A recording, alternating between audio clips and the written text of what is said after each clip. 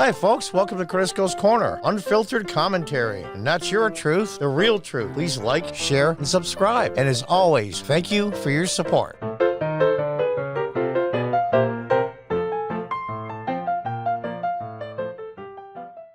Hi, folks. Welcome back. You're not going to believe this one. If any of you are holding a drink close to your computer keyboard or your laptop or your computer, set it down, because when you start laughing, you're going to spill it all over everything. Smollett attorney claims Asundaro brothers are sophisticated criminals who set up Jesse.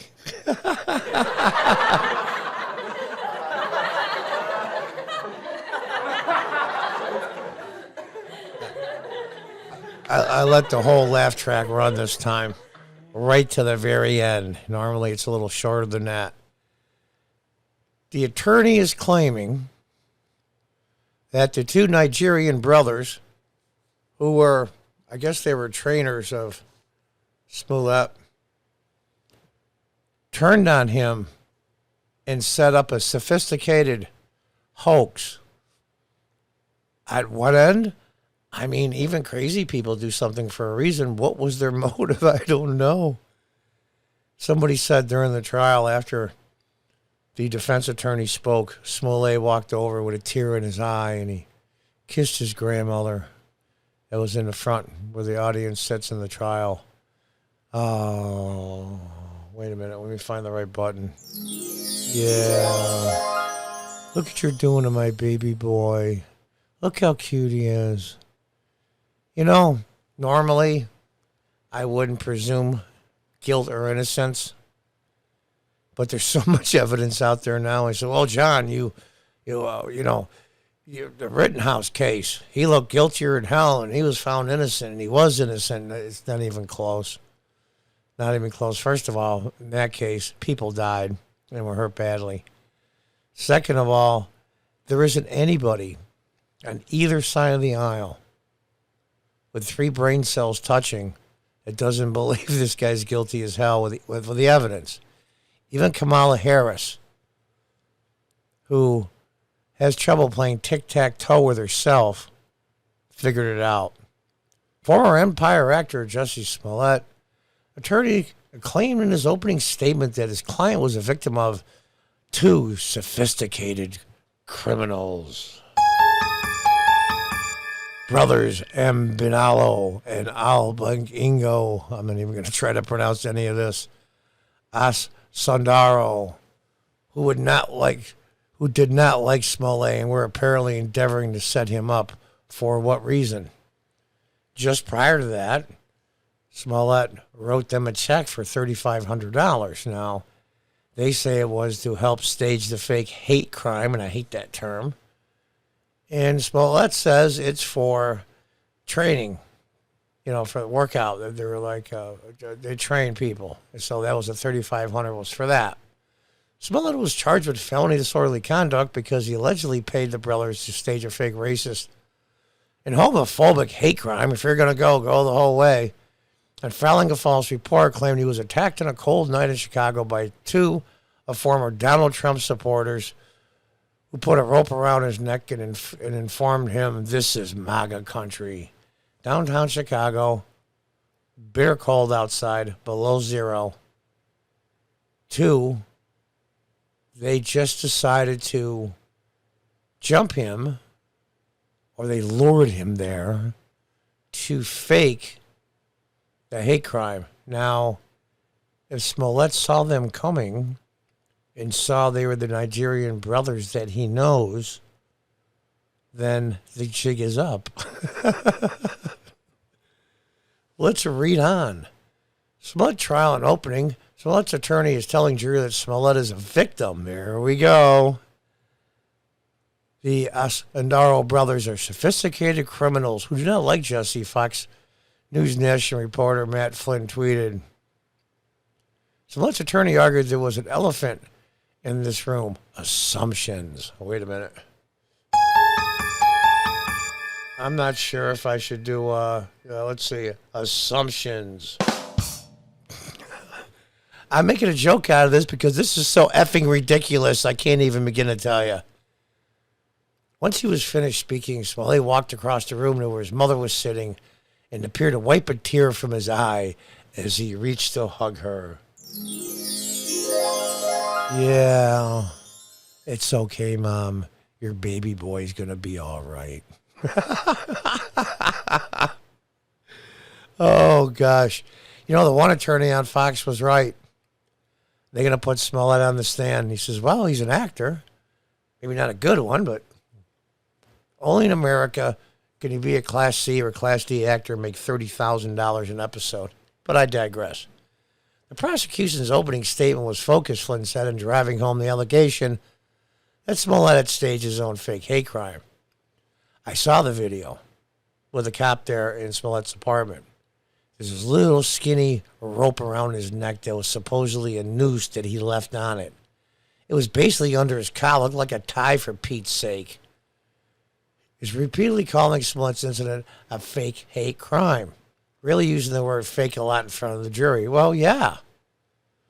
Flynn also noted the prosecution focused heavily on the fact that Smollett had initially refused to hand over his cell phone when investigators had asked for it, arguing that it was almost unheard of for victims of hate crimes to deny officials access to evidence, mainly because not having that evidence would prevent them from ever catching the perpetrator.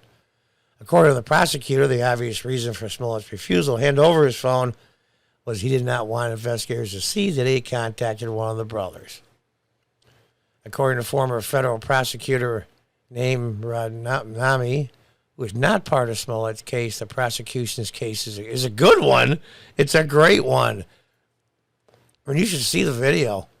It's unbelievable. This poor cop is trying to take the report, and he did what a great job not laughing. The prosecution is strong because of collaborating independent evidence that is consistent with Smollett making a false police report. What type of explanation could Smollett's attorney have to justify him contacting the brothers? Oh, God.